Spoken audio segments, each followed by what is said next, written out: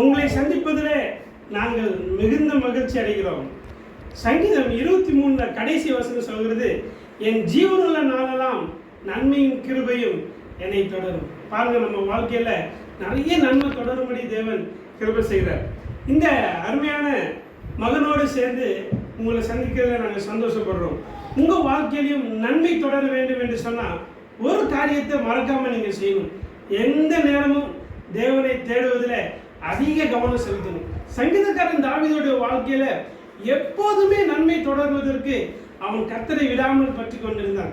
இந்த மகனுடைய வாழ்க்கையில உண்மையாலுமே சொல்றேங்க, அநேக நன்மை இந்த பிள்ளையோட வாழ்க்கையில தொடர்ந்துட்டே இருக்கு. பெரிய பெரிய ஆபத்திலிருந்து கர்த்தர் இந்த பிள்ளையை காத்திருக்கிறார். இன்னைக்கு உங்க முன்னாடி நிற்பதே உண்மையாலுமே மிகப்பெரிய ஒரு சாட்சி தான்.